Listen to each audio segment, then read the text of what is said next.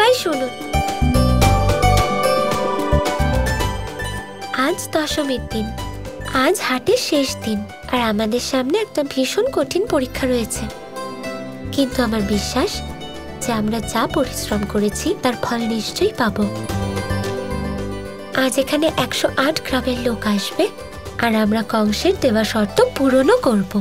হ্যাঁ রাধা, আমরা সবাই অনেক পরিশ্রম করব। হ্যাঁ রাধা, আর আমাদের কানাইয়ের জীবনে কোনো ক্ষতি আমরা হতে দেব না। হ্যাঁ বন্ধু, এতে কৃষ্ণেরও জীবন বাঁচবে, আর আগামী দিনে আমাদের মহারাজ কংসকে কোনো প্রকার কর দিতে হবে না। তাহলে হাটের দ্বার খোলা হোক। তাহলে দ্বার খুলে দাও।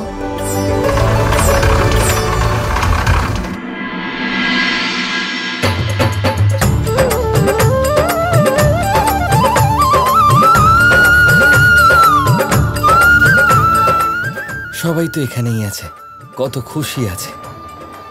শুধু আমাদের কানাই কে জানে কোথায় আছে।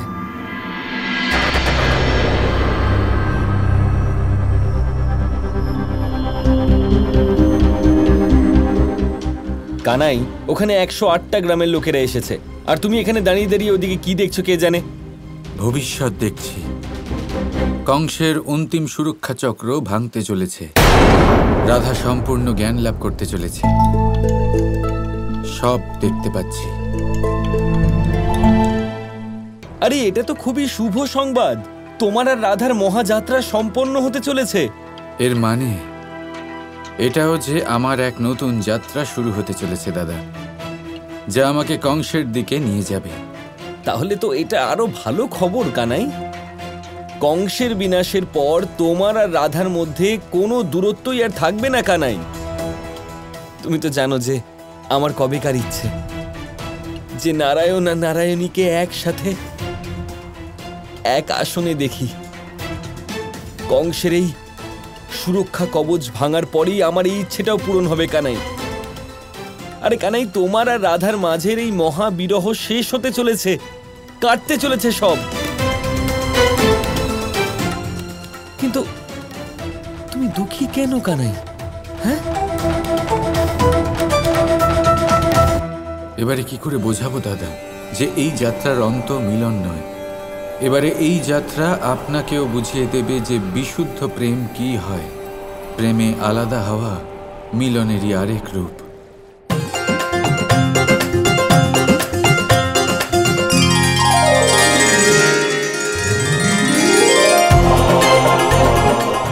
আমার সম্পূর্ণ বিশ্বাস আছে যে মহারাজ কংসের সমস্ত জিনিস বিক্রি করে আমরা যা অর্থ সংগ্রহ করেছি তাতে আমরা আমাদের বাজি জিতে যাব। হ্যাঁ হ্যাঁ বন্ধু, গুনতে হয় তাই গুনছি, না হলে মনে হচ্ছে এই বাজি আমরা এমনিতেই জিতে গেছি। হ্যাঁ যশোদা, আর আমার তো এই অর্থ প্রয়োজনের থেকে অনেক বেশি মনে হচ্ছে।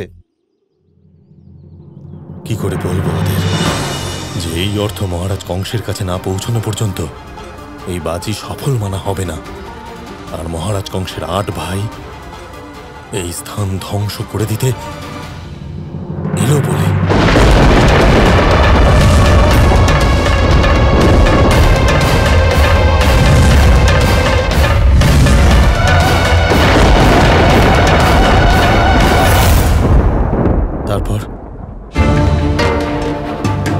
তারপর তারাই সমস্ত অর্থ লুটে নিলে বর্ষণেই বাজি হেরে যাবে।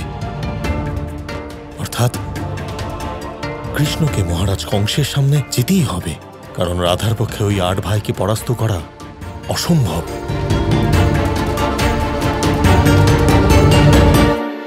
দেখো, আমরা সবাই মিলে কত ভালো কাজ করেছি, কিন্তু এই কাজ করতে যে আমাদের এত সাহায্য করলো সে কৃষ্ণ কোথায়? কানাই, তুমি করতে কি চাইছো? রাধাকে তার গন্তব্যের দিকে নিয়ে যেতে হবে দাদা, যাতে সে আসল সত্যটা জানতে পারে।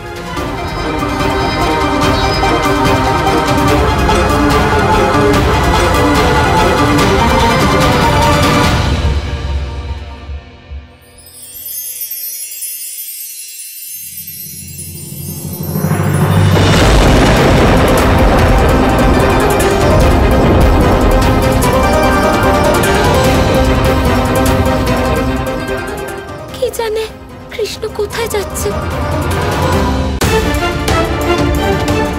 কৃষ্ণ, কৃষ্ণ, দাঁড়াও, কোথায় যাচ্ছ? কৃষ্ণ, আমার কথাটা শোনো। আমরা সবাই 8 দিক থেকে তাদের আক্রমণ করব। নিজেদের সমস্ত শক্তি প্রয়োগ করো, আমরা কাউকে দয়া করব না। হে নারায়ণ, এটা কি অদ্ভুত ব্যবহার!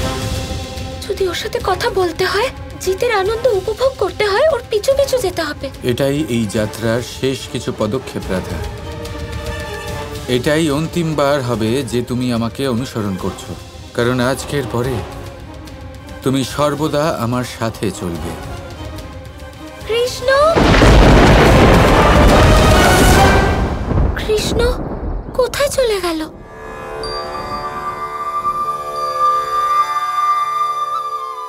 ওই হাটের প্রতিটা বস্তি, সমস্ত অর্থ আর প্রয়োজন হলে প্রতিটা ব্যক্তিকে ভস্ম করে দাও। রাতা কংসর বন্দি যেন বিফল না হয়। যাও, আক্রমণ করো, ধ্বংস করে দাও সব। দাঁড়াও,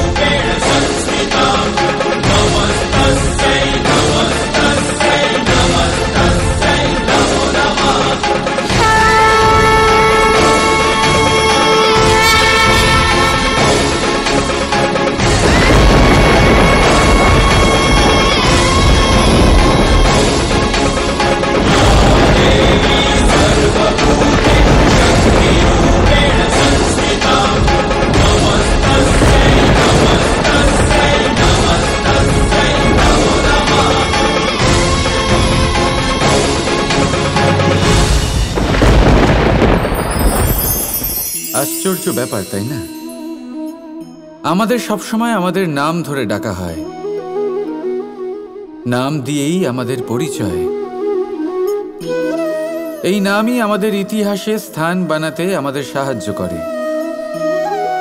সুনাম অর্জন করতে মানুষ কি না করে থাকে, নামে যাতে কলঙ্ক না লাগে তার জন্য মানুষ কি না করে থাকে। জীবনে আপনি যা পেয়েছেন, অর্থ, সম্পত্তি, সুখ, এই সব কিছুই নামের কাছে মূল্যহীন। নাম সর্বদা উচ্চ স্থানে থাকে। এই নামকরণের অনুষ্ঠান আমাদের কাছে অত্যন্ত গুরুত্বপূর্ণ। এবারে আপনার কি মনে হয় আমি কোন নামের কথা বলছি? সেই নাম যা আমরা জন্ম থেকে পেয়েছি? না, আমি সেই নামের কথা বলছি যা আমরা নিজের কর্ম দ্বারা অর্জন করেছি। যা জন্মের সময় পেয়েছি তা মৃত্যুর সাথে চলে যাবে, কিন্তু যে নাম কর্মের দ্বারা অর্জন করেছি সেটা আমাদের অমর করবে। মাতা পিতা আমাদের জন্ম দেয়, জন্মের সাথে সম্পর্ক দেয়, সমাজ থেকে পাই বন্ধু, প্রকৃতি থেকে পাই খাদ্য।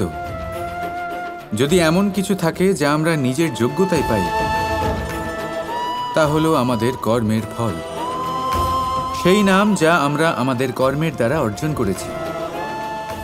তাই সর্বদা ভালো কর্ম করুন আর আমার সাথে ভালোবেসে বলুন রাধা রাধা।